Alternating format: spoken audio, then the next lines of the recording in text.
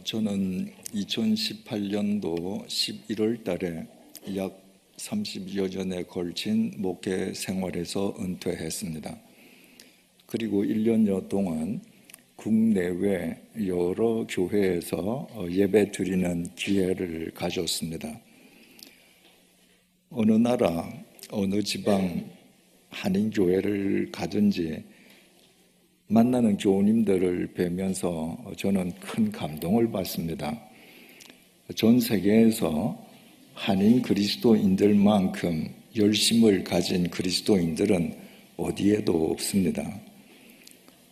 새벽부터 예배당에 나가서 기도할 뿐만 아니라 교회 건축을 위해서 집 문서를 교회에 제출하는 교인들, 다른 나라에서 찾아보기 어렵습니다. 오늘 이 밤에도 금요일 밤인데 여러분 일주일 동안 삶의 터전에서 얼마나 수고 많이 하셨습니까? 그런데 이 금요일 밤에 또 예배당에 나오시지 않았습니까? 정말 여러분들 열심을 가진 그리스도인이 아니라면 불가능한 일이죠. 그런데 어느 곳을 가든 만나는 그리스도인들의 열심을 확인하는 그 감동과 반비례해서 교회가 세상으로부터 신뢰를 받지 못하는 데 대한 안타까움이 있습니다. 왜 그리스도인들은, 한국 그리스도인들은 전 세계에서 유래를 찾아보기 힘들 정도로 열심인데 그런 열심이 있는 그리스도인들이 모인 한인교회가 어디에 있든지 세상의 빛이 되고 세상으로부터 존경의 대상이 되어야 될 터인데 어쩌다가 세상이 염려하는 단체로 전락해버리고 말았는가? 제가 1년여 동안 국내외 여러 교회를 다니면서 기독교 신앙의 본질을 재정립해야 될 필요를 절감했습니다. 여러분들 가운데에는 오늘 저녁에 이 예배당에 오시면서 자동차를 운전하고 오신 분도 계실 것이고 걸어오신 분도 계실 것입니다. 여러분 어떻게 걸어서 이 예배당을 찾아오셨죠? 어떻게 운전을 하고 이 예배당을 오셨죠? 처음 오시는 분들은 내비게이션을 켜서 내비게이션이 지시하는 대로 따르면 이 교회에 오게 되어 있습니다. 자동차를 모을 경우에. 그런데 내비게이션 없이 오신 분들은 어떻게 오셨습니까? 아시는 거예요. 저 사거리에서 신호등에서 오른쪽 신호를 받고 우회전하고 가다가 무슨 건물 생기면 거기에서 좌회전하고 거기서 또 한 100m 가다가 또 무슨 약국 나오면 거기서 우회전하고 여러분들 머릿속에 여러분들 댁에서 이 예배당까지 오는 모든 거리의 표지판이 다 입력이 되어 있습니다. 걸어오는 분들도 마찬가지예요. 내가 걸어가다가 저기 전신주 나오면 좌회전하고 좌회전해서 쭉 가다가 아파트 나오면 우회전하고 여러분은 의식하지 않았지만 그러나 그 표지판이 여러분들 뇌리 속에 입력이 되어 있기 때문에 그 표지를 따라서 오신 것입니다. 자, 이제 이렇게 한번 생각해 보십시다. 우리가 지금 예배드리고 있는 이 순간에 천지가 개벽이 일어났습니다. 이 주위에 있던 건물들, 집들 지금 싹 다 없어졌습니다. 허허 벌판이 되었습니다. 그럴 때 여러분들이 집을 찾아갈 수 있을까요? 못 찾아갑니다. 왜? 여러분들에게 입력되어 있는 표지판이 없어져 버렸기 때문에. 그리스도인에게 그리스도인으로서 이 세상을 바르게 살아가게 할 표지판, 이정표가 바로 예배, 기도, 성경입니다. 그런데 그리스도인들의, 한인 그리스도인들의 열심은 세계에서 유래를 찾아보기 힘들 정도로 깊은데 그분들이 모여서 이룬 교회가 세상의 신뢰를 받고 있지 못하다면 이 표지판이 잘못된 것 아닌가? 여러분은 지금 예배라는 표지판을 따라왔는데, 기도라는 표지판을 통해서 길을 걸어왔는데, 말씀이라는 표지판을 보고 지금 따라왔는데, 그 표지판이 잘못 설정되어 있는 것 아닌가? 그러면 여러분의 열심과는 상관없이 결과적으로 가보니까 그리스도인이 있어야 될 곳이 아닌 것이죠. 세상으로부터 신뢰받는 곳이 아닌 것입니다. 그래서 예배가 뭔가, 기도가 뭔가, 우리가 말씀을 쫓는다고 할 때 어떻게 쫓아야 하는가? 기독교 신앙의 가장 기본적이고 본질적인 것에 대한 재정립을 사흘 동안 함께 해보고자 합니다. 오늘은 예배에 대해서 생각을 해보겠습니다. 여러분들께 먼저 3가지 질문을 드려보겠습니다. 여러분들은 주일마다 왜 예배당에 나와서 예배를 드립니까? 목사님에게 눈도장 찍기 위함입니까? 아니면 예배 안 드리면 뭔가 찝찝해서 일종의 면죄부를 받기 위함입니까? 그것도 아니라면 예배당에 가서 앉아서 1시간 내내 졸더라도 주일날 1시간은 예배당에 갔다 와야 복을 받는다는 생각 때문입니까? 2번째 질문입니다. 여러분들에게 예배라는 것은 구체적으로 무엇입니까? 함께 찬양 부르고 목사님 설교 듣고 헌금하는 것, 그 종교 행위 그것 자체가 예배입니까? 만약에 그 행위 그 자체가 예배라면 여러분들 주일날 예배당에 나올 필요 뭐 있습니까? 집에 편안하게 앉아서 유튜브로 예배드리면 되죠. 미국에 그런 TV 교회 얼마나 많습니까? 집에 앉아서 예배드리는 교인들이에요. 그리고 온라인으로 헌금 보내요. 이제 머지않아서 한국에서도 분명히 그런 교회가 우후죽순처럼 생겨날 겁니다. 3번째 질문입니다. 여러분들이 매주일 드리는 예배, 주일 예배만 드린다고 해도 1년에 51번 드리지 않습니까? 그러면 여러분 평생도록 드린 예배 수를 내가 40년 믿었다 하면 40년 곱하기 50일 한번 해보세요. 얼마나 예배를 많이 드렸는지. 그 예배가 여러분들의 삶에 구체적으로 어떤 영향을 미쳤습니까? 여러분들이 정말 살아계신 하나님께 예배를 드린다면 예배를 통해서 그 살아계신 하나님의 응답이 여러분들의 삶 속에 임한다면 주일 예배를 드릴 때에 그 살아계신 하나님에 대한 예배로 인해서 내 삶 가운데에 잘못된 부분이 하나만 교정된다고 해도 1년이면 여러분의 삶에서 51가 교정됩니다. 여러분, 1년만 내가 예배를 드려서 살아계신 하나님과 예배를 통해서 교통하는 가운데에 그분이 내 삶을 타치하셔서 1년에 내 삶 가운데에 51개의 잘못된 부분이 바르게 교정된다면 1년만 예배 드려도 우리 성자 되지 않겠습니까? 여러분들 그렇게 살고 있습니까? 여러분들 예배가 그렇습니까? 여러분들 평생 드린 예배가 여러분들에게 무슨 영향을 그동안 주어왔습니까? 사마리아 땅 수가 성에 한 여인이 살고 있었습니다. 그 여인은 결혼을 5번 했는데 5번 다 실패했습니다.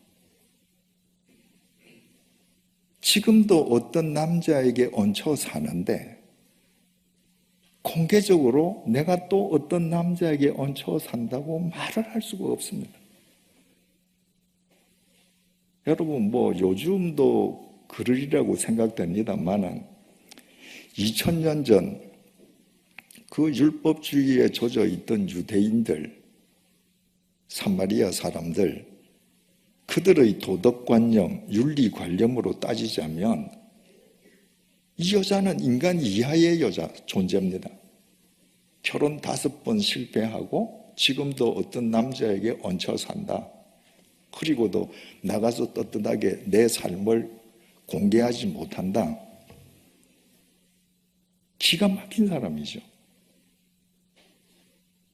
그런데 이 여인은 기가 막힌 웅덩이에 빠진 것과 같은 인생을 살기 때문에 예배에 관심이 많았습니다. 하나님께 진짜 예배를 드리고 싶은 거예요. 내가 드리는 예배를 하나님께서 진짜 받아주시면 좋겠는 거예요.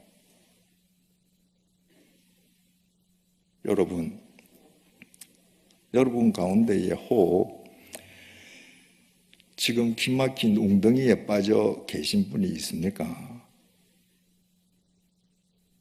지금이야말로 하나님 앞에서 예배를 회복할 때입니다. 하나님 앞에서 그 예배를 소생되게끔 해주시기 위해서 하나님께서 지금 은혜 베푸시는 거예요. 그래서 그리스도인에게 있어서는 모든 것이 합력해서 선으로 귀결되는 겁니다. 이 기막힌 인생 웅덩이에 빠진 여인이 어느 날 우물가에서 예수님을 만났습니다. 메시아를 만난 거죠. 그 여인은 예수님을 만나고 나서 이야기를 하다가 나중에 메시아인 줄 알았습니다. 지금 본문 속에서는 메시아인 줄 모르고 지금 대화를 나누는 거예요. 단지 보는 순간에 유대인이라는 건 알았습니다. 그래서 그 마음속에 품고 있던 질문을 던졌습니다. 20절입니다. 우리 조상들은 이 산에서 예배하였는데 당신들의 말은 예배할 곳이 예루살렘에 있다 하도이다. 솔로몬이 죽고 난 다음에 그 아들 르호보암이 왕이 되지 않습니까? 그런데 지혜롭지 못한 왕이었습니다. 그래서 르호보암 시대에 하나의 왕국이었던 이스라엘이 분열이 되지 않습니까? 여로보암이라는 사람이 이 왕국을 찢어서 북왕국을 만듭니다. 예루살렘 성전은 예루살렘, 그러니까 남왕국에 소속되어 있습니다. 여로보암이 힘으로 10지파를 찢어서 북쪽에다가 북왕국을 만들고 자기가 통치는 하는데 안식일만 되면 자기 왕국에 있는 사람들이 성전을 찾아서 남왕국 예루살렘으로 갔다 온단 말이에요. 불안하거든요. 저 사람들 자꾸 예루살렘으로 왔다 갔다 하다 보면 남왕국에 주저앉을 것 같단 말이죠.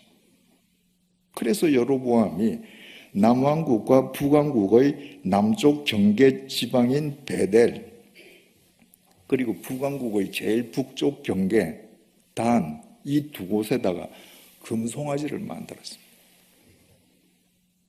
그리고 그 금송아지가 하나님이라는 거예요. 우리 많이 보던 장면이죠. 이스라엘 백성이 출애굽한 뒤에 모세가 하나님의 계명을 받으러 시내산에 올라갔다가 내려오지 않으니까 아론이 그 민중이 요구하는 대로 금으로 송아지를 만들어 놓고 이분이 우리를 애굽에서 인도하여 내신 엘로힘이다. 내일 이분을 위해서 우리 여호와의 절기를 공포하자. 여로보암이 그 흉내 내는 거예요. 항상 인간들은 하나님을 믿는다고 하면서도 네 하나님 믿고 황금 얻는다. 그럼 옳고 그르고를 떠나서 좋아하거든요. 그러니까 황금 송아지를 만들어 놓고 이 황금 송아지가 하나님이다라고 하는 건 뭐예요? 네 여호와 하나님 믿으면 너희 집이 다 이렇게 황금으로 도배될 거다. 북왕국 사람들은 그 황금을 하나님이라고 섬겼습니다. 세월이 흐르고 난 뒤에는 북왕국 사람들은 사마리아, 북왕국 수도 사마리아에 있는 그림신산, 그 그림신산에서만 예배를 드려야 이거 진짜다. 예루살렘에서 예배 드리는 것 저건 짝퉁이야. 그리고 백성들을 이제 묶어두는 겁니다. 그러니까 세월이 흘러가면서 북왕국 사람들은 그림신산에서 예배를 드리면서 저 남왕국 저 사람들 예루살렘에서 드리는 예배 저거 가짜야. 남왕국 사람들은 예루살렘 성전에서 예배 드리면서 이 예루살렘 성전은 이거 하나님 명령으로 이거 다 솔로몬이 지었는데 여기서 예배 드려야 진짜지. 저 그림신산에서 예배 드리는 거 저 다 가짜야. 서로 자기네들 예배가 진짜라고 서로들 우긴 거예요. 그래서 지금 이 여자가 늘 예배를 드리면서 그게 궁금했던 거예요. 내가 그림신산에서 예배를 드리는데 이게 진짠가 가짠가 예루살렘에 가야 되는가. 그래서 예수님을 만나서 물은 거예요. 그랬더니 예수님께서 21절에서 이렇게 대답하십니다. 여러분들 잘 들어보십시오. 예수께서 이르시되 여자여 내 말을 믿으라. 이 산에서도 말고 예루살렘에서도 말고 너희가 아버지께 예배할 때가 이르리라. 여러분 이게 무슨 말입니까?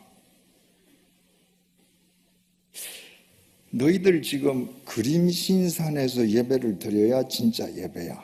아니야. 예루살렘에서 예배를 드려야 진짜 예배야. 너희들이 예배 장소를 우상시하는 바람에 정작 하나님 아버지를 잊어버렸지. 아버지 이외에 예배에 절대시하는 것, 그게 무엇이든 그건 아버지한테 예배하는 거 아니야.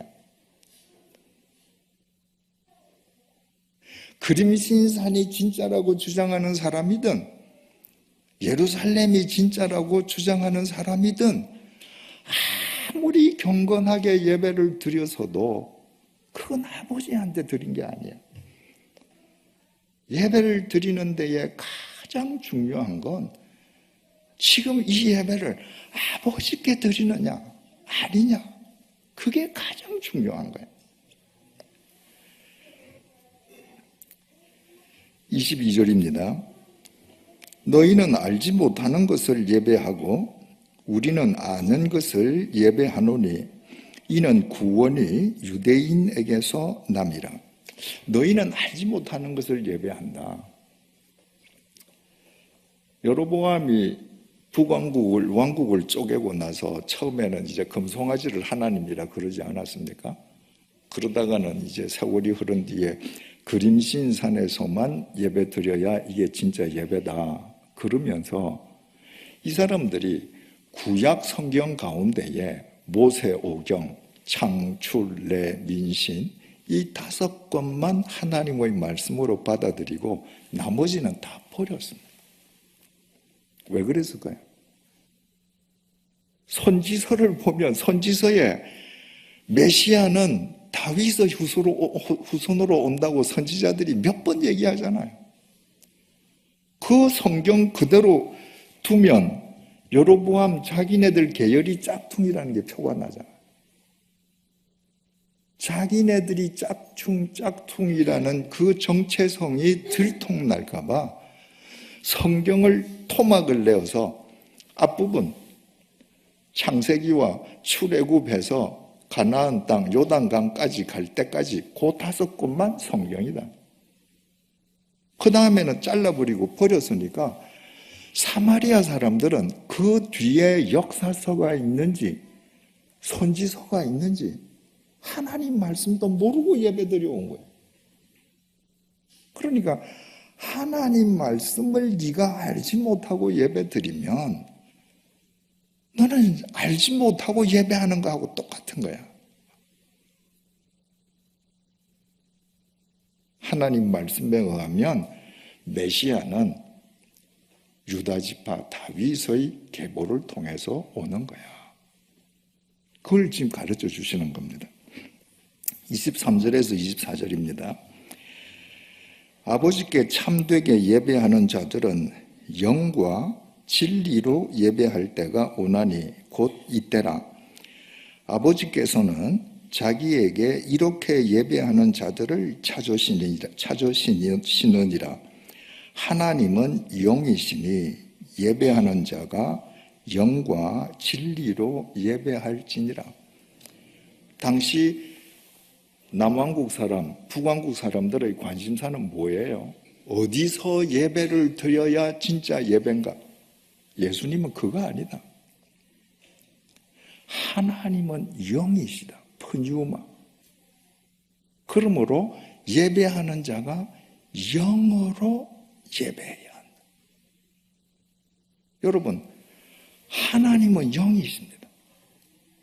지금 이 자리에 영으로 임해 계십니다. 우리 눈에 안 보여요. 안 보이시는 그 영이신 아버지에게 우리의 온 영을 집중해서 예배드려야 된다는 거예요. 눈에 보이는 것에 내 시선을 뺏겨서는 영이신 하나님께 집중할 수가 없습니다. 어느 장소가 더 좋은가? 예배당이 더 빌딩이 커야 되나?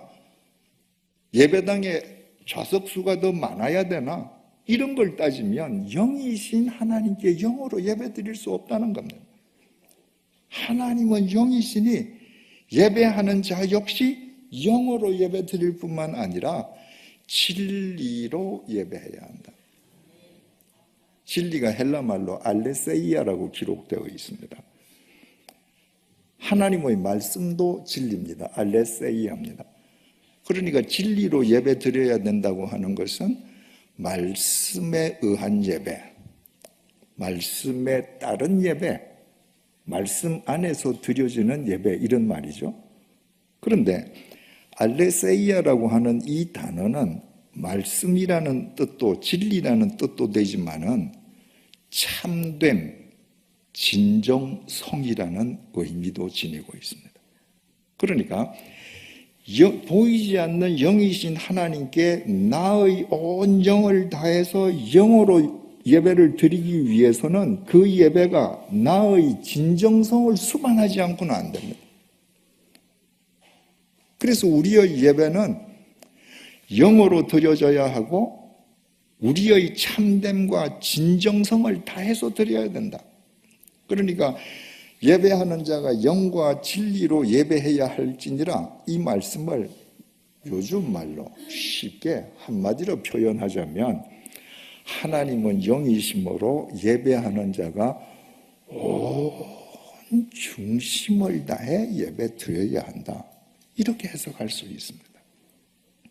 그렇다면 우리가 온 중심을 다해서 예배 드린다라고 하는 건 구체적으로 어떤 의미인가? 먼저 예배라고 하는 그 용어의 관점에서 생각을 해보십시다. 우리말로 예배를 한자로 이렇게 씁니다. 예절 예자에 절할 배자를 씁니다. 그러니까 그 말을 그대로 번역을 하면 예의를 다 해서 절한다는 거예요. 그런데 여러분, 한자로 배자가 쓰여지면 그냥 안녕하세요, 목례를 갖추어서 절하는 거, 그게 아닙니다. 한자로 배자를 쓸 때에는 내 몸이 완전히 땅에 구부러지는 거예요. 부모님을 찾아서 지금 오늘 1월 10일 아닙니까? 1월 1일 날 부모님을 찾아서 자식들이 새 배를 드린다. 배자가 들어가죠. 어떻게 절드려요? 땅바닥에 무릎을 꿇고 완전히 엎드립니다. 불교에서 삼보일배 이런 말 있잖아요. 세 걸음 걷고 한 번 절한다. 그 일배 뭐예요? 그냥 길바닥에 그냥 꼬꾸라지는 겁니다. 여러분, 전쟁터에서 서로 죽이는 적장들끼리 한 테이블에 만날 때가 있습니다. 무슨 강화회담을 한다거나 협상을 할 때 지금 어제까지 서로 군대를 동원해서 싸우던 적장 두 사람이 테이블을 사이에 두고 앉는 겁니다. 그때 만날 때 절대 장군은 적장에게 머리를 숙이지 않습니다. 왜? 내가 머리를 숙이는 순간에 저 사람이 내 목을 칠 수 있거든요. 그래서 서로 눈을 보고 하는 겁니다. 남자들이 인사할 때 악수하는 그 예법이 그 적장들 사이에서 나왔다는 예의가 있지 않습니까? 주로 다 오른손으로 칼을 뽑기 때문에 적장들끼리 만나서 오른손으로 악수를 하면서 적어도 칼로 서로 찌르지 않는다. 그러고 인사를 하는 거죠. 그런데 예배, 예절을 다해서 배한다. 내가 완전히 꼬부러진다. 이게 무슨 말이에요? 내가 배를 드리는 상대가 나를 죽여도 좋은 겁니다. 내가 당신에게 나를 맡기는 겁니다. 내가 부복하고 있는 사이에 그분이 내 목을 칠 수도 있는 것이고 내 머리에 꿀밤을 때릴 수도 있는 것이고 무슨 짓을 하더라도 나는 당신에게 나를 맡긴다. 이게 예배입니다. 히브리 말로 예배를 가리키는 단어가 두 개가 있습니다. 첫 번째는 아바드라는 동사입니다. 이 아바드라고 하는 것은 우리말로 번역하면 섬긴다 이 말이에요. 그런데 여러분, 우리 그리스도인들은 섬긴다는 말 굉장히 잘하잖아요. 교회학교 교사가 자기 부서에서 아이들 케어하는 것도 아이들 섬긴다 이렇게 얘기하잖아요. 그런데 이 아바드라고 하는 것은 노예가 주인을 섬기는 겁니다. 교사가 학생들을 섬기는 거, 이건 나라는 인격 다 지키면서 하는 겁니다.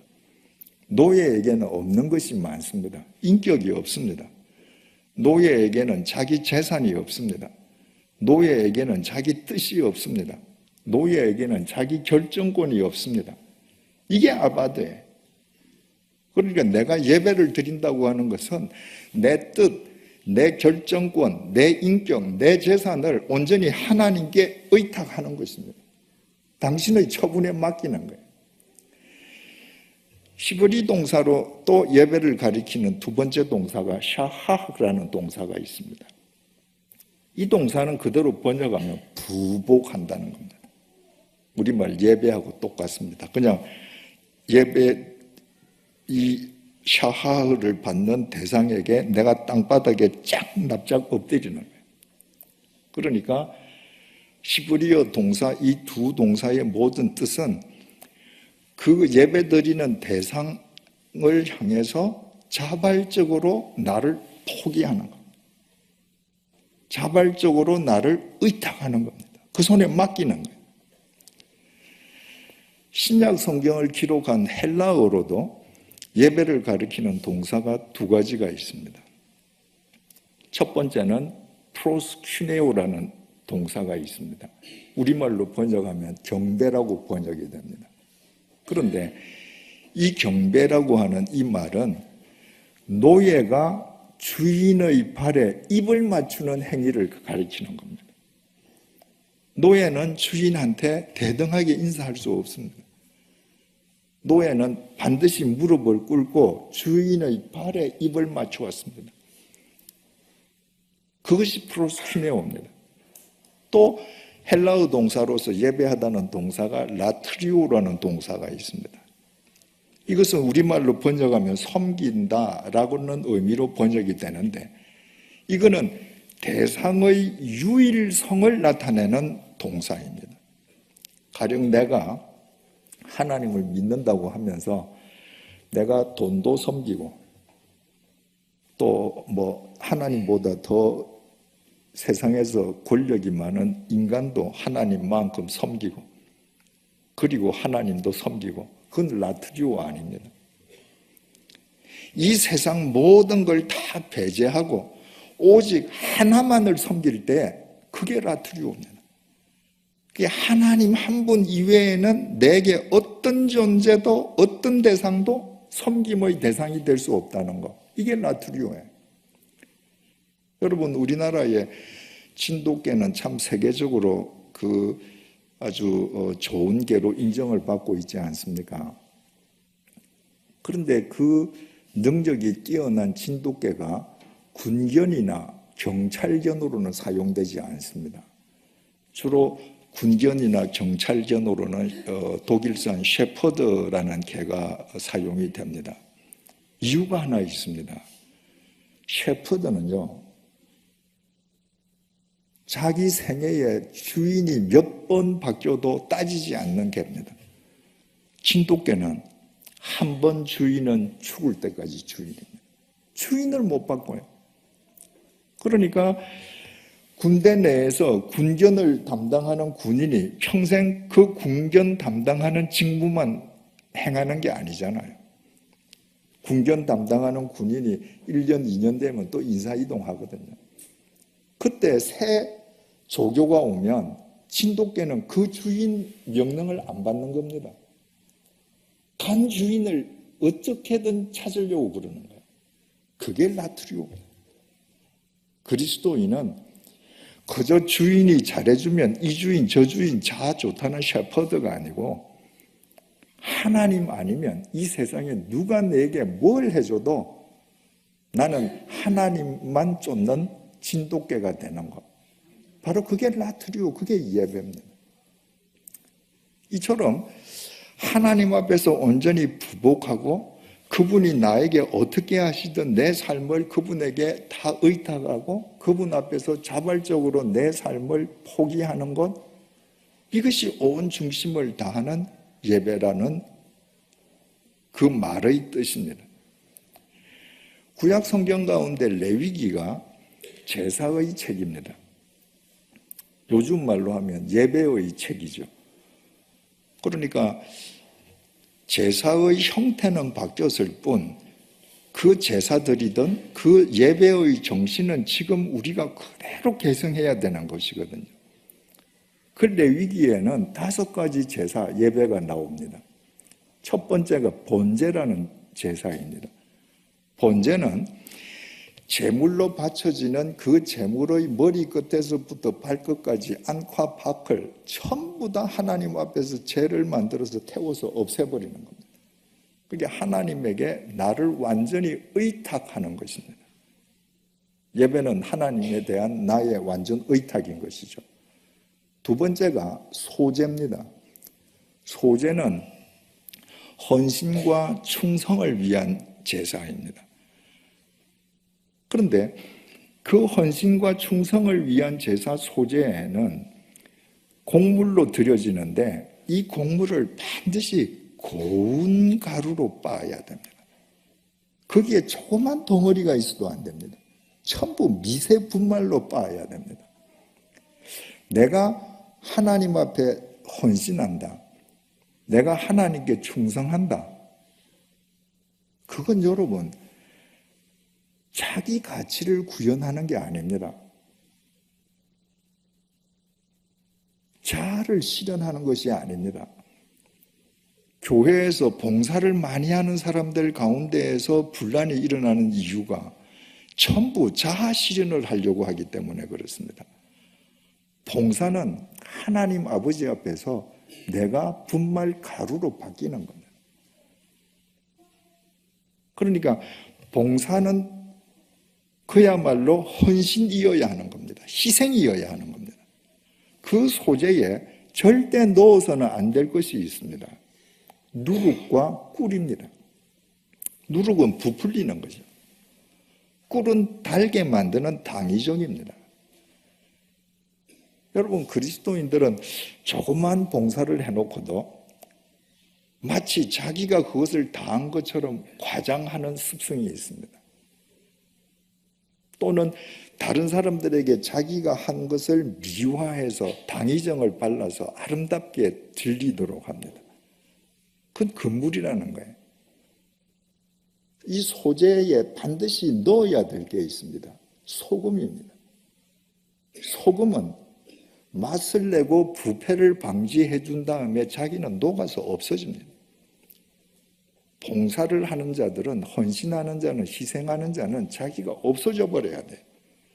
이것이 어떻게 가능한가? 소재라는 예배를 통해서 가능해지는 겁니다. 예배를 통해서 자아 실현을 하고 자기 가치를 구현하려던 나를 뽀개어서 희생하는 사람으로 거듭나고, 내 봉사를 과장하고 당의정을 칠하던 나를 회개하면서 내가 소금이 되어서 어디서든지 맛을 내고 나는 없어지는 것. 예배를 통해서 가능해지는 겁니다. 세 번째가 속죄제입니다. 내가 죄를 범한 것을 내가 모르고 있다가 그것이 죄라고 하는 것을 인식하는 순간에 속죄함을 받기 위해서 주님 앞에 예배를 드리는 것입니다.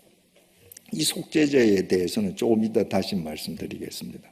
네 번째는 속건제입니다.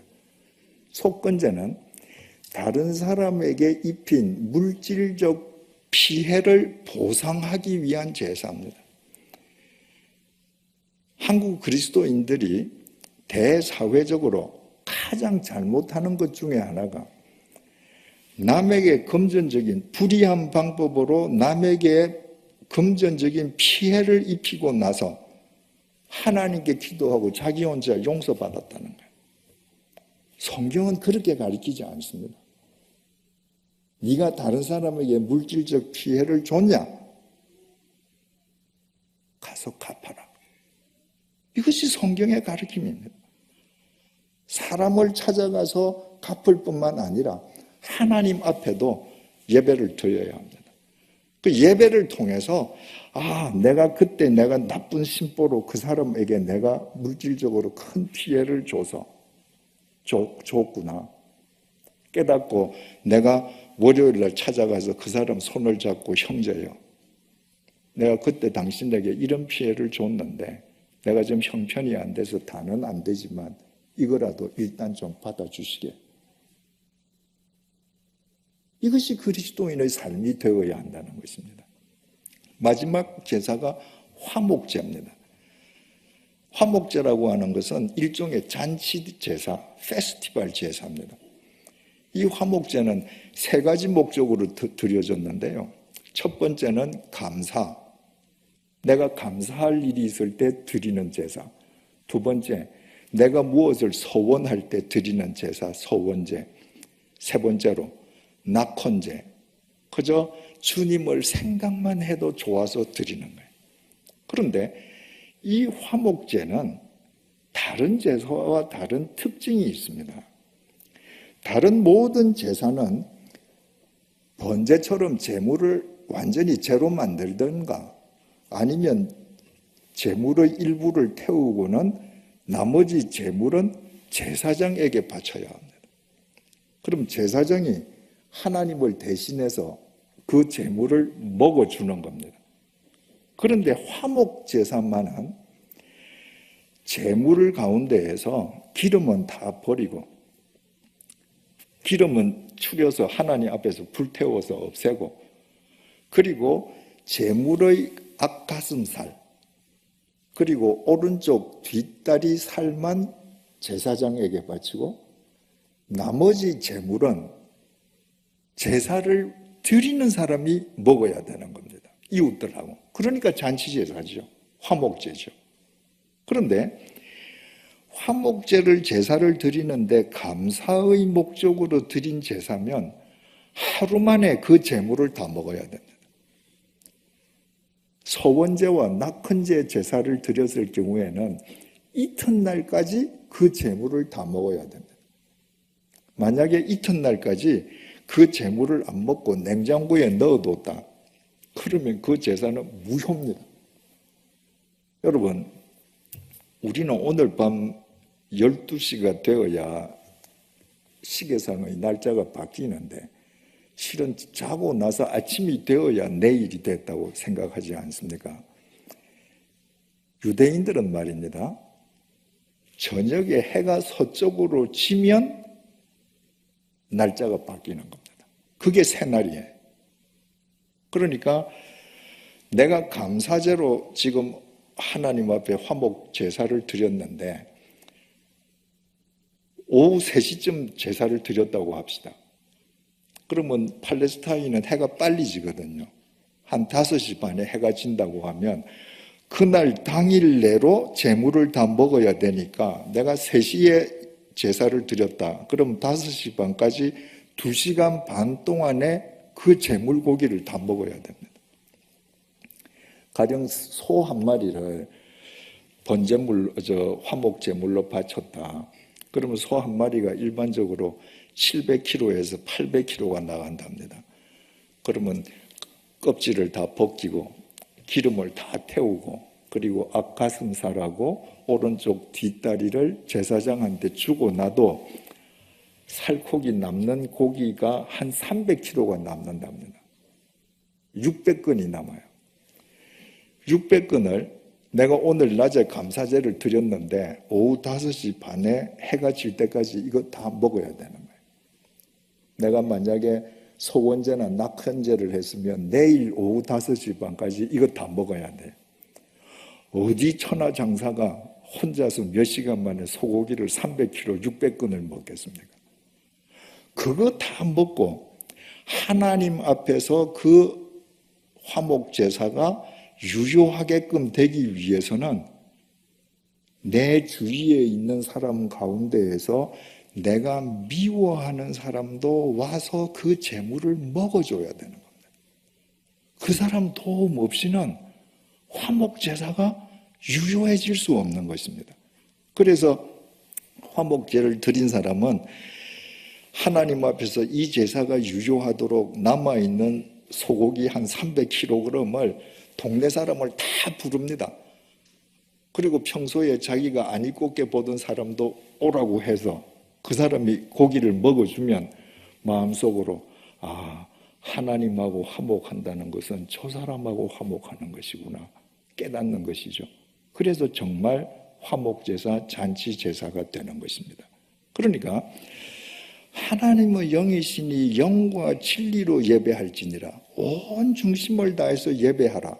온 중심을 다해서 예배하는 예배는 여러분들이 주일 예배 시간에 이 예배당 안에서 온 중심을 다해서 예배를 드린다면 그 예배 시간에 번제, 소제, 속제제, 속건제, 화목제가 5가지 제사가 한데 어우러져서 여러분의 삶에 임팩트를 줘야 되는 겁니다. 그것이 온 중심을 다하는 예배입니다. 그런 예배를 드릴 때 그 예배가 여러분들의 삶을 변화시키지 않겠습니까? 지금까지 말씀드린 것은 총론이에요. 온 중심을 다해 드리는 예배가 무엇인가?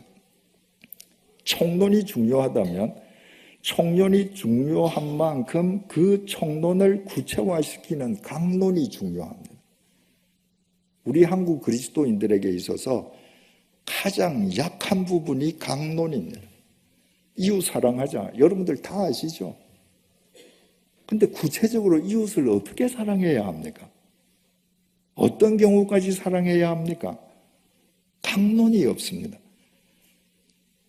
우리가 온 중심을 내 예배를 드린다라고 할 때 이 예배를 드리는 강론은 구체적으로 어떻게 해야 되는가? 제사의 책인 레위기 1장에서 번제의 경우를 우리 한번 보십시다. 구약 성경 146페이지 레위기 1장 1절에서 9절 말씀 1절 여호와께서 회막에서 모세를 부르시고 그에게 말씀하여 이르시되 회막은 예루살렘 성전이 지어지기 전에 이스라엘 백성들이 하나님께 예배드리던 성막을 의미하죠. 그게 하나님과 인간이 만나는 곳이라고 해서 회막, 만날 회자, 텐트 막자, 거룩할 성자를 써서 성막이라고도 했습니다. 2절 이스라엘 자손에게 말하여 이르라. 너희 중에 누구든지, 만약에 여러분들 지금 연필을 갖고 계시면 누구든지의 공표를 한번 쳐보십시오. 너희 중에 누구든지 여호와께 예물을 드리려거든 가축 중에서 소나 양으로 예물을 드릴지니라. 지금 번제에 대해서 설명하는 이 레위기 1장 1절부터 9절까지의 주어는 누구든지, 하나님께 제사를 드리려고 하는 누구든지, 바로 그 사람이 주어입니다. 자, 3절을 보겠습니다. 그 예물이 소의 번제이면, 우리 성경에는 주어가 빠져 있습니다. 히브리어 성경에는 주어가 기록되어 있습니다. 영어 성경에도 기록이 되어 있습니다. 그는 이렇게 되어 있습니다. 그러니까 여러분들 연필로 3절 거기에다가 화살표에서 그는이라고 쓰시고 공표해 두시면 됩니다. 그는이 누구겠습니까? 제사 드리는 사람인 거예요. 제사 드리는 그 사람은 그 예물이 소의 번제이면 흠 없는 수컷으로 회막문에서 여호와 앞에 기쁘게 받으시도록 드릴지니라. 여러분, 이스라엘 백성들이 하나님께 제물을 바쳐 드릴 때 그 제물의 의미가 뭐예요? 그냥 하나님이 가축을 좋아하시고 짐승을 좋아하셔서 짐승을 바치는 겁니까? 아니죠. 나를 바치는 거잖아요. 나 대신에 제물을 바치는 거예요. 그런데 3절, 그는 그 예물이 소의 번제이면 흠 없는 수컷으로, 흠 없는, 여러분 공표 쳐두십시오. 내가 나를 대신해서 하나님께 제물을 바치는데 흠이 없는 제물이어야 한다. 그럼 무슨 의미가 되겠습니까? 제사를 드리기 전에 이 제물을 지금 하나님 앞에 나를 대신해서 바치는데 이 제물에 흠이 있는가 흠이 없는가 살피는 준비 과정이 필요하죠. 여러분, 준비 과정이 전제되지 않는 예배는 영과 진리의 예배가 될 수가 없습니다. 예배가 중요한 만큼 그 예배가 예배 되게끔 하기 위한 그 전 준비 단계는 더 중요합니다. 여러분들 주일 예배를 드리러 오실 때에 어떻게 준비된 과정을 통해서 예배를 드리러 오십니까? 예배는 예배당 안에서 예배 시작 시간에 시작되는 것이 아니라 여러분들께서 주일날 아침에 예배당을 찾아 나오기 시작하는 순간부터 이미 예배는 시작되는 겁니다. 이스라엘 백성이 번제를 바치기 위해서 그 제물에 흠이 있는가 없는가 면밀한 눈초리로 살피는 순간부터 제사가 시작되는 것하고 똑같습니다. 준비되는 과정부터 예배가 시작된다. 그러면 내가 주일 예배 시간에 나의 복장부터 달라지지 않겠습니까? 내가 편한 옷을 입고 간다. 그 준비 없는 거죠. 새 옷이 아니라 내가 단정한 복장을, 왜? 예배는 예절을 갖추어서 주님께 배하는 건데 예절을 갖추는 것에는 당연하게 의관 정제가 포함되는 것이거든요. 이 교회는 여기 스크린이 안 나와서 참 좋습니다. 요즘은 교회마다 예배 시간에 전부 다 스크린에 성경 구절 찬송가까지 다 띄워줍니다. 주일날 성경책을 가져갈 필요가 없습니다. 여러분, 그 예배가 영과 진리의 예배가 될 수 있겠습니까? 주일날 성경책을 들고 가는 것부터 준비가 시작되는 겁니다. 마음이 준비가 되는 겁니다. 제가 목회하던 100주년 기념교회에는 강단에 최첨단의 스크린 시설이 있습니다. 평소에는 천정 위에 감춰져 있습니다. 예배 시간에 한 번도 튼 적이 없습니다. 내린 적이 없습니다. 요즘은 예배 시간에도 스크린을 통해서 목사님 얼굴이 보이게 합니다. 하나님은 영이시니 예배하는 자가 영으로 예배할지니라. 보이지 않는 영이신 하나님께 내 영을 집중하기 위해서는 방해되는 모든 걸 차단해야 되는데 스크린을 걸어놓고 영이신 하나님이 보이겠습니까? 요즘 예배드리는 젊은이들은 IT 기기 가지고 성경을 봅니다. 거기에 성경 다 들어있고 찬송가 있으니까 편하죠. 근데 여러분 어떻습니까? 주일날 내가 성경책을 빼서 교회를 간다고 하는 이 성경책은요, 하나님의 말씀을 보는 용도 이외의 용도는 없습니다. 스마트폰 용도는 어떻습니까? 여기는 수백 가지 용도, 수천 가지 용도가 있습니다. 이 안에 들어있는 성경은 그 가운데의 하나일 뿐입니다. 내가 하나님께 예배만 드리는 용도인 성경을 들고 오는 마음과 주일날 이거 가지고 평소에 주중에 이거 가지고 게임하고 온갖 놀이 다 하던 그걸 들고 그 중에서 기능 중에 하나 성경과 찬송을 찾아서 부르는 것과 흠 없는 예배가 가능할 수 있겠는가? 거기다 어떻습니까? 이걸 가지고 내가 성경을 보면서 찬송을 부르려고 하면 비록 벨 소리는 무음으로 했다고 할지라도 내가 찬송을 부르는데 카카오톡이 찍 하나 왔다. 읽어야죠. 오늘날 우리가 이 제사의 책을 들여다보면 우리의 예배가 얼마나 준비되지 않는 예배인가, 얼마나 인스턴트 예배인가.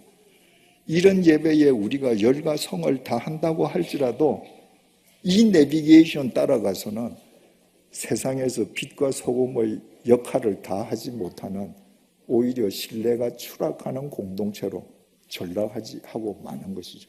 3절 한번 다시 보십시다. 그 예물이 소의 번제이면 흠 없는 수컷으로 회막문에서 여호와 앞에 기쁘게 받으시도록 드릴지니라. 제물을 바치는데 그냥 회막 앞 제단 앞에 바치라 이게 아닙니다. 여호와 앞에. 여호와 앞에가 히브리 말로 파님이라고 기록되어 있습니다. 이 파님을 그대로 번역하면요, 여호와의 면전에 이 말입니다. 여러분, 하나님은 보이시지 않는 영이십니다. 그런데 영이신 하나님께서 우리가 예배를 드릴 때 당신의 얼굴을 우리에게 내미시고 우리를 보고 계십니다. 그 하나님의 면전과 눈을 맞추는 것이 예배입니다. 그 영이신 하나님에게 내 영의 눈을 맞추려고 하는 나의 중심이 동원되지 않고는 참된 예배가 될 수 없는 것이죠. 제가 목회하던 100주년 기념교회는 주일 4번을 예배를 드렸습니다. 일부 예배 7시 반에 시작해서 사부 예배 오후 4시에 하면 이제 5시가 넘어서 주일 예배가 끝나는 것이죠. 주일 4번을 설교를 하면 제가 토요일까지 다 설교 준비를 하고 일부 예배 시간에 교인들한테 설교를 하지 않습니까? 그러면 제가 책상에 앉아서 원고를 정리할 때와 교우님들의 눈을 보면서 제가 설교를 전달할 때와 다르거든요. 그러면 1부 예배가 끝나고 나면 제가 2부 예배가 시작될 때까지 제 방에 앉아서 이 단어는 이 단어로 교체하면 더 좋겠다. 제가 단어가 필요한 수정이 필요한 단어가 있으면 교체를 합니다. 바꿉니다. 2부 예배 끝나면 또 그런 것을 느낄 때가 있습니다. 그러면 단어를 또 바꾸죠. 3부 예배 끝나고 나면 또 그렇습니다. 그러면 제가 설교하는 설교 원고상 가장 퍼펙트한 원고는 4부 예배 설교입니다. 왜? 토요일 밤까지 준비하고 주일날 예배 드리면서 3번을 리바이즈 한 거거든요. 그런데 제가 주일날 4번을 예배를 드리면서 예배를 드릴 때 어느 예배에 가장 성령님께서 잠잠하게 인격적으로 역사하시는가? 매번 일부 예배 때문에. 여러분, 목사의 설교가 원고상으로 퍼펙트하다고 성령께서 역사하시는 것 아닙니다. 왜 일부 시간에 성령께서 가장 강하게 인격적으로 잠잠히 그러나 강하게 역사하시는가? 창세기 1장 2절 보면 하나님의 영은 수면 위에 운행하시니라 이렇게 되어 있잖아요. 그 운행하시다는 게 날개치다 이 말이거든요. 일부 예배 드릴 때마다 저는 늘 그 창세기 1장 2절 생각이 납니다. 성령님께서 날개를 치면서 교인들을 이렇게 어루만져 주시는 것 같은 것을 제가 늘 느낍니다. 왜? 100주년 기념교회는 서울 도심지에 있지 않습니다. 서울 저 끝에 있습니다. 그런데 각 지역에서 교회를 찾아오는데 일부 예배에 오기 위해서는 집에서 새벽까지 떠나야 됩니다. 특히 성가대원들 7시 반 예배에 서기 위해서 6시 반 이전에 교회에 도착해야 돼. 그러면 집이 먼 사람은 5시 반에 집에서 출발해야 되잖아요. 여성인 경우에는 4시 반에 일어나서 화장해야 되잖아요. 일부는 다 그런 사람들입니다. 일부는 다 파님, 하나님의 면전을 의식하는 사람들입니다. 그러니까 성령께서 더 역사를 크게 해주시는 것이죠. 여러분이 이번 주일부터 예배를 드릴 때마다 비록 눈에 보이는 것은 설교자의 얼굴이라 할지라도 그 얼굴 너머에서 여러분들과 눈을 맞추시기 원하시는 여호와의 면전과 여러분들이 얼굴을 맞출 때 그 예배가 여러분의 영을 소생시키는 것입니다. 3절을 제가 다시 읽겠습니다. 그 예물이 소의 번제이면 흠 없는 수컷으로 회막문에서 여호와 앞에 기쁘게 받으시도록 드릴지니라. 제물을 바치는데 누가 기쁘게 받으라는 거예요? 하나님이 기쁘게 받으라는 겁니다. 여러분, 오늘날 우리 개신교 예배는 어떻습니까? 대표 기도자가 기도할 때 정말 그 기도를 하나님이 들으시라고 기도를 합니까? 아니면 회중들 듣기 좋아라고 기도합니까? 성가대가 그렇게 시간을 내어서 열심을 내어서 준비해서 찬양을 할 때 하나님을 기쁘시게 하기 위함입니까? 아니면 사람들에게 들려주기 위함입니까? 어느 날 이혜인 수녀님하고 이야기할 기회가 있어서 그분에게 물었습니다. 그분이 개신교 교회도 많이 찾아가시고 이해가 많으신 분이기 때문에 가톨릭 수녀로서 개신교 예배에 대해서 무슨 혹시 코멘트 해줄 말이 있다면 어떤 말입니까? 하고 여쭈었더니 그분이 신부님들은 공부를 안 해서 강론을 잘 못하는데 개신교 목사님들은 참 설교도 잘하고 참 좋은 게 다 많은데 딱 아쉬운 게 한 가지 있다. 개신교 교회 예배당에 가서 예배 드릴 때 성가대가 찬양할 때 자기는 한 번도 은혜를 받아본 적이 없다. 개신교 교회의 찬양대의 찬양은 큰 교회고 유명한 교회 찬양대원들일수록 저 찬양이 과연 하나님께 드리는 찬양인가? 아니면 사람들 앞에서 자기네들의 기량을 뽐내는 찬양인가? 늘 질문이 든다는 거예요. 저는 그분의 그 말이 무슨 말인지 이해할 수 있습니다. 그분은 부산 광안리 베네딕토 수녀원에 있는데 그 수녀원 미사에 제가 참여했던 적이 있습니다.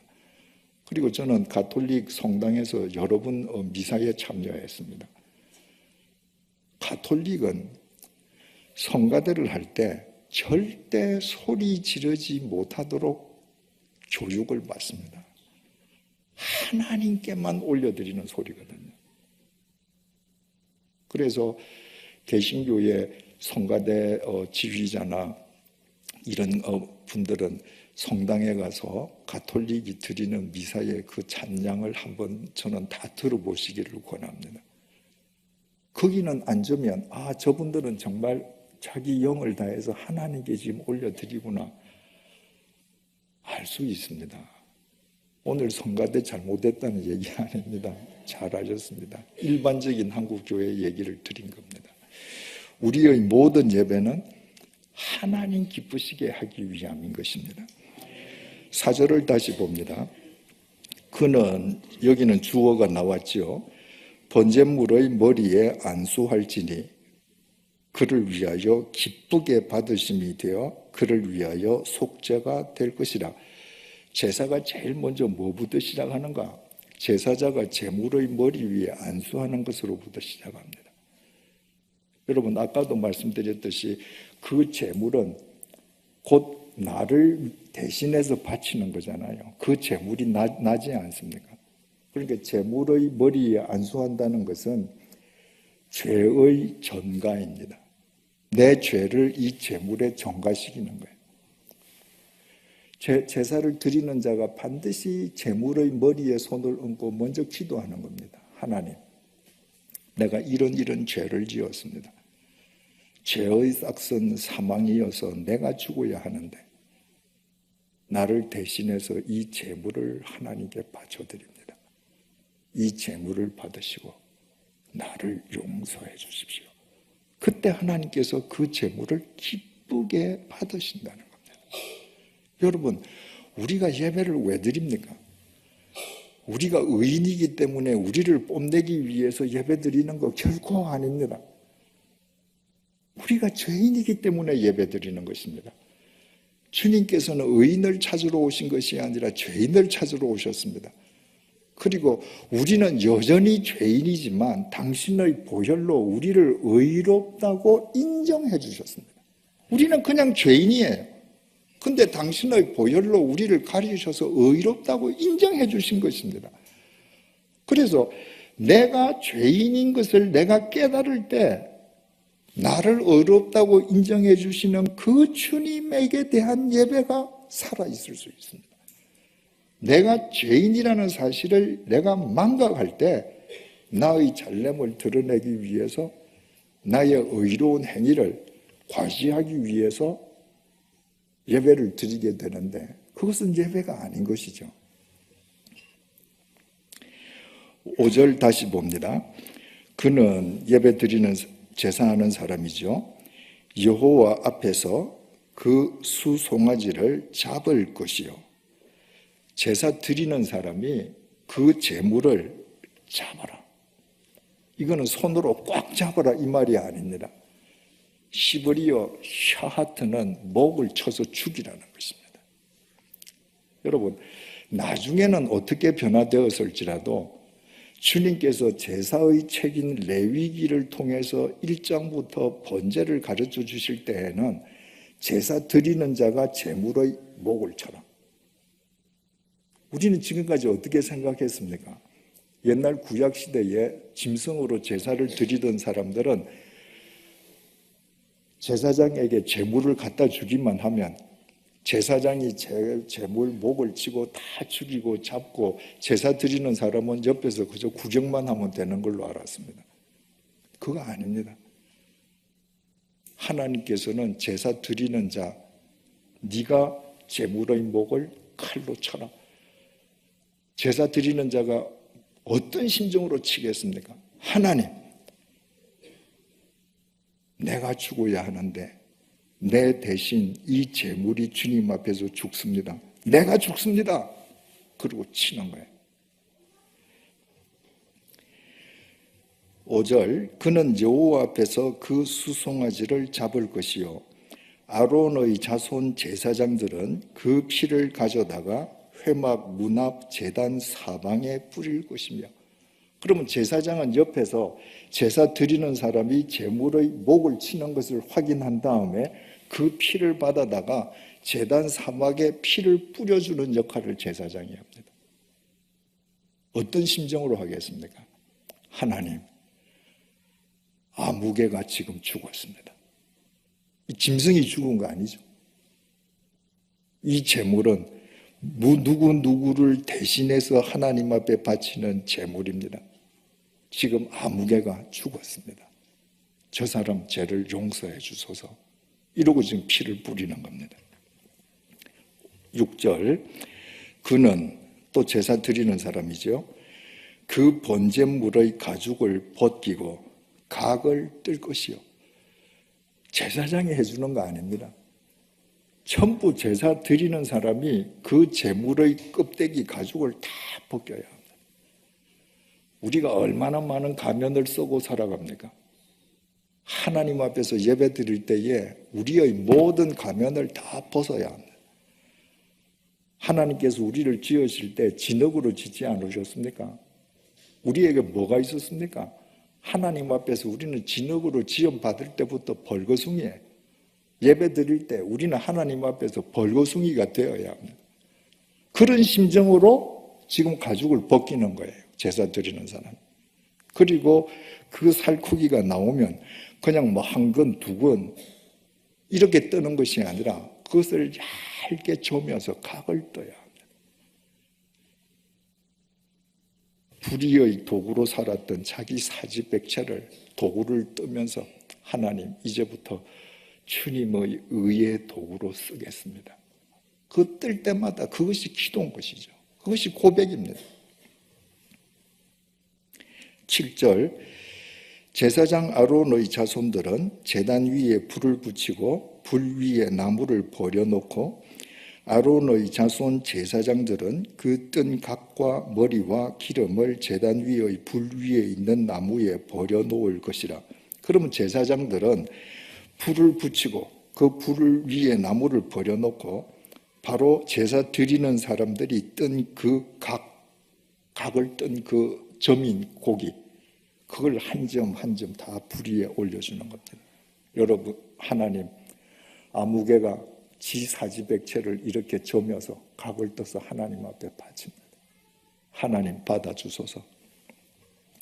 9절, 그 내장과 정강이를 물로 씻을 것이요.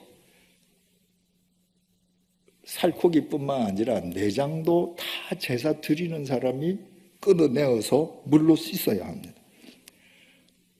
온갖 악취가 다 나겠죠. 역겹겠죠.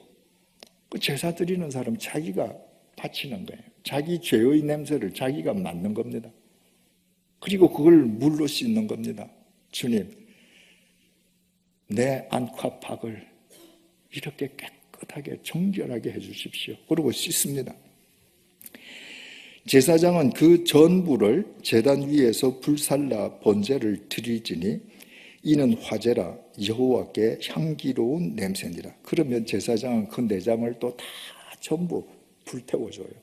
그러면 주님께서 그 향기를 흠양하신다.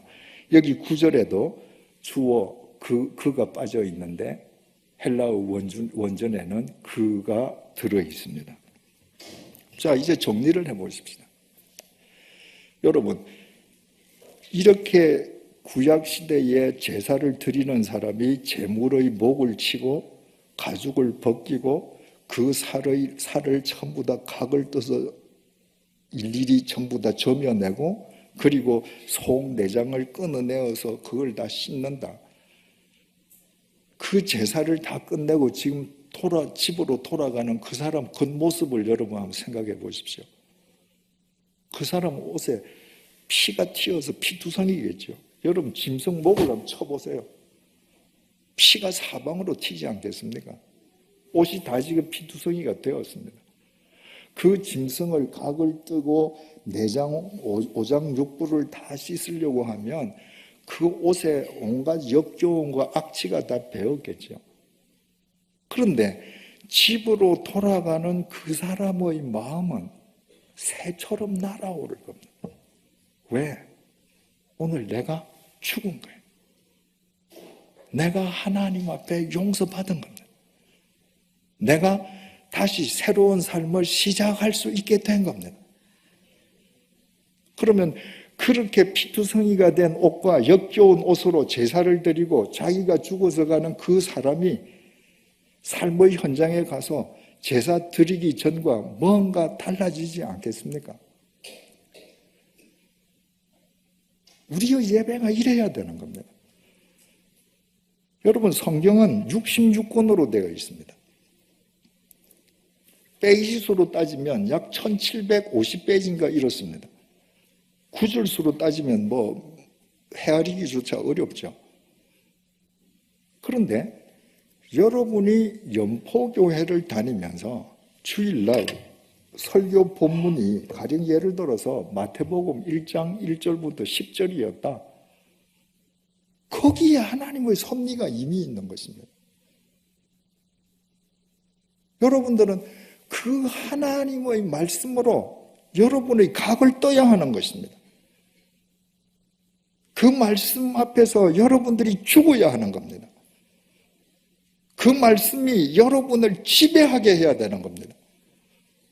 그 말씀이 나의 삶 속에서 인카네이션 되게 해야 하는 겁니다.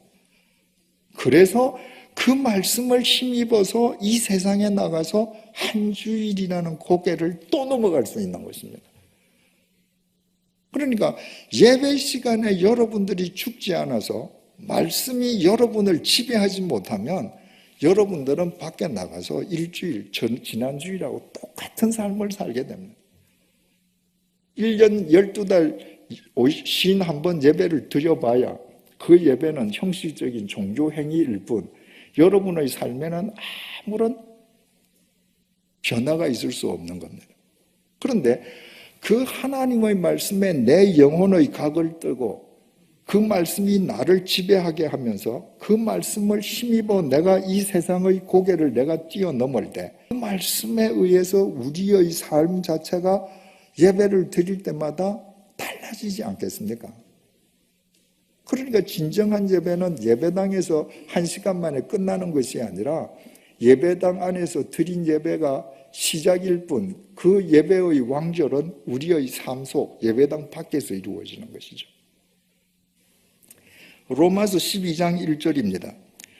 그러므로 형제들아 내가 하나님의 모든 자비하심으로 너희를 권하노니 너희 몸을 하나님이 기뻐하시는 거룩한 사한 제물로 드리라. 이는 너희가 드릴 영적 예배니라.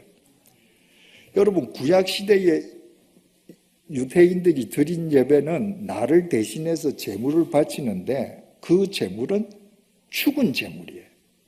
죽여서 바치는 거예요. 다 짐승의 시체입니다. 그런데 바울은 우리의 몸을 하나님께서 기뻐하시는 산 제물로 드려라. 제물인데 죽지 않고 움직이는 제물이에요. 살아있는 제물이에요. 무슨 얘기겠습니까? 네 삶 자체가 제사가 되게 해라. 그러니까 예배의 생활화, 생활의 예배화가 우리의 예배를 통해서 이루어질 때 이 세상 밖에서 우리의 삶이 산 제물이 되는 것입니다. 그때 세상 사람들이 우리를 다르게 볼 수밖에 없는 것이죠. 그런 예배를 통해서 번제, 소제, 속제제, 속건제, 화목제가 주일마다 내 삶 속에서 어우러져서 삶으로 드러나지 않을 수 없게 되는 것입니다. 제사장 관점에서 생각을 해보십시다. 제사장은 오늘날의 목사입니다. 구약시대에 제사를 드릴 때 제사 드리는 사람이 제물의 목을 치고 가죽을 벗기고 각을 뜬다고 해서 그 제사 드리는 사람 혼자 하는 게 아닙니다. 제사장이 돕고 리드해줘야 돼. 피를 뿌리면 하나님 앞에 하나님, 아무개가 죽었습니다. 이 사람 제 용서해 주십시오. 그 각을 뜰 때 그 하나하나를 젓가락으로 불 위에 올리면서 하나님, 아무개가 자기 사지백체를 이렇게 저며서 하나님 앞에 바칩니다. 이제부터 의의 병기가 되게 해 주십시오. 오늘날의 목사의 역할은 교인들이 그렇게 살 수 있게끔 하기 위해서 주일날 설교를 통해서 교인들의 영혼의 각을 떠줘야 합니다. 교인들이 듣기 좋은 소리, 재미있어 하는 소리가 설교가 아닙니다. 영혼의 각을 떠줘야 합니다. 히브리서 4장 12절에서 13절입니다. 하나님의 말씀은 살아있고 활력이 있어 좌우에 날선 어떤 검보다도 예리하여 혼과 영과 및 관절과 골수를 찔러 쪼개기까지 하며 또 마음의 생각과 뜻을 판단하나니 지으신 것이 하나도 그 앞에 나타나지 않음이 없고 우리의 결산을 받으실 이의 눈앞에 만물이 벌거벗은 것 같이 드러나느니라. 하나님의 말씀은 우리의 혼, 영, 관절, 골수를 찌르고 마음의 생각과 뜻을 드러나게 하는데 여러분 이 6가지는 전부 눈에 안 보이는 겁니다. 우리가 교회 올 때 다 옷 제대로 입고 경건한 척하고 올 수 있습니다. 근데 눈에 보이지 않는 우리의 혼, 영, 골수, 관절, 우리의 생각, 우리의 뜻을 하나님의 말씀으로 각을 뜨게 해야 합니다. 그 말씀 앞에서 내가 얼마나 추한 죄인인지 죽어야 합니다. 그래서 옛날 제사장이 그랬듯이 하나님, 아무개가 오늘 하나님 앞에서 이렇게 죽었습니다. 각을 뜹니다. 주님께서 새로운 힘을 주시고 의의 병기로 살게 해 주십시오. 그것이 오늘날 목사의 역할입니다. 그것이 가능하게끔 하기 위해서는 여러분은 여러분의 목사님에게 토요일을 전적으로 시간을 보장해 줘야 합니다. 한국 교회 모든 교인들은 자기 교회 목사님이 자기들의 영혼을 찔러 쪼개어 주기를 원합니다. 그러면서 토요일 날 온갖 것을 요구 다 합니다. 결혼 주례해야죠. 장례식 치러야죠. 애기 돌 되면 가서 돌잔치 해야죠. 그렇게 해서 설교 준비가 됩니까? 저는 1988년도에 주님의 교회를 시작해서 10년 하고 제네바 한인교회를 3년 목회하고 100주년 기념교회를 13년 4개월 해서 제 목회 생활이 횟수로는 30여 년이 되었는데 저는 30여 년 동안에 단 한 번도 토요일 날 제 집 밖을 나간 적이 없었습니다. 저는 금요일 날 퇴근해서 집으로 들어가면 주일 일부 예배 시간에 예배 드리러 현관문을 나갈 때까지 안 나갔습니다. 제가 목회한 교회 교인들은 토요일 날 자기 집 무슨 환갑이라고 담임 목사가 주례도 안 해주나 그런 사람은 없었습니다. 저는 처음부터 선포를 했습니다. 주일날은 전 교인이 영혼의 각을 들어오는 시간인데 내가 한 가정의 경조를 위해서 내가 시간을 할애하지 않는 것 양해해 주십시오.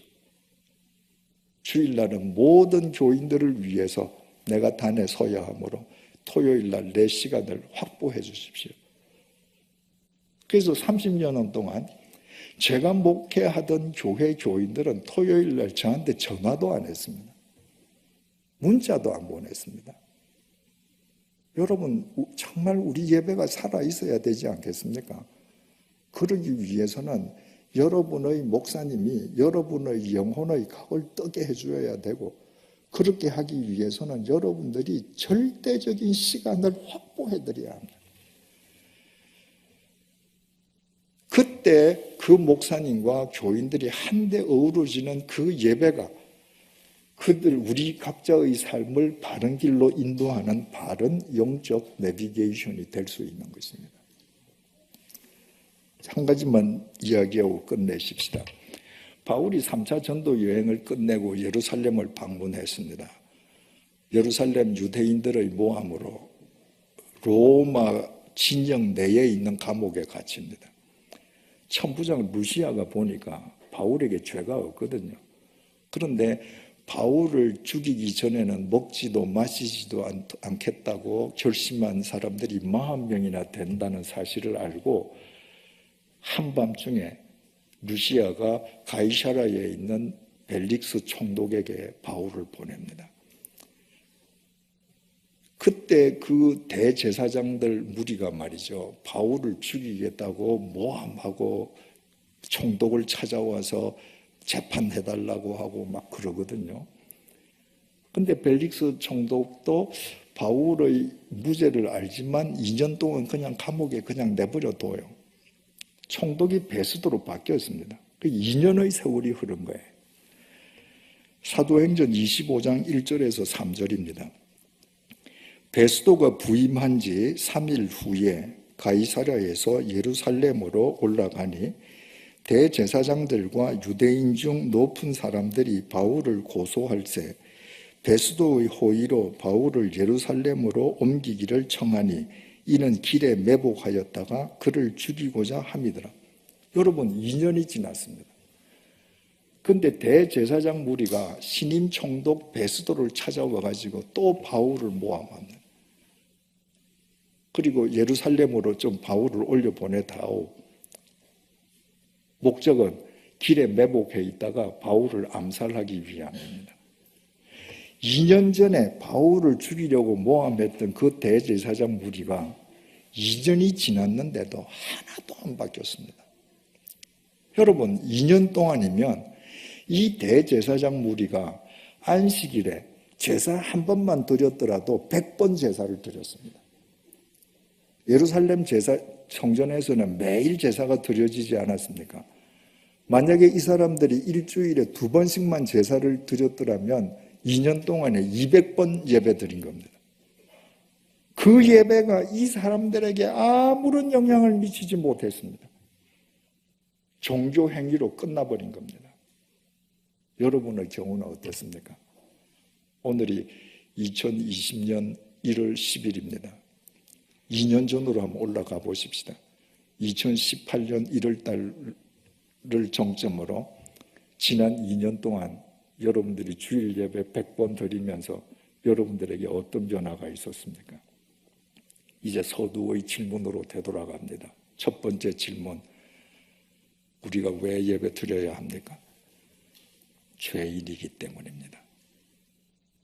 우리가 죄인임에도 불구하고 십자가 보혈로 우리를 의롭다고 인정해 주신 그분을 찬양하고 그분과 교통하기 위해서 예배 드려야 합니다. 우리에게 예배가 무엇입니까? 하나님의 말씀이 나를 지배하게 하는 것입니다. 그날 그 말씀이, 그 말씀 앞에서 내가 죽는 것입니다. 그 말씀이 내 삶을 통해서 인카네이션 되게 하는 것입니다. 그래서 그 말씀을 힘입어서 일주일을 고개를 뛰어넘게 하기 위함입니다. 마지막으로 우리의 예배가 우리에게 어떤 영향을 미쳐야 하겠습니까? 예배당에서 시작된 예배가 우리 삶의 현장으로 이어져서 우리의 몸이 걸어다니는 거룩한 산 제물이 되는 동력이 되게끔 해주어야 합니다. 그때 여러분들의 삶을 통해 이 세상은 반드시 새로워질 것입니다. 기도하겠습니다. 주님, 우리의 예배를 되돌아봅니다. 2000년 전 대제사장 무리는 2년 동안 100번이나 안식일 제사를 드렸는데 아무런 변화가 그들에게 수반되지 않았습니다.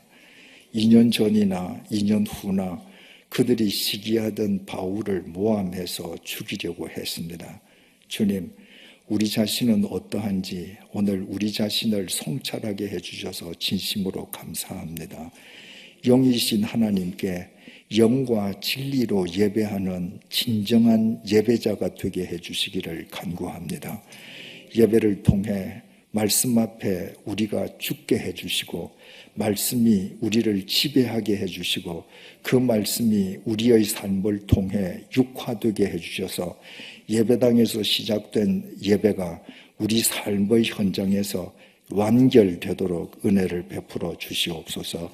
그리하여 예배드리는 우리로 인해 이 교회가 새로워지게 하시고 이 사회가 새로워지게 하시고 다가오는 미래가 새로워지게 하여 주시옵소서. 예수님 이름으로 기도드립니다. 아멘.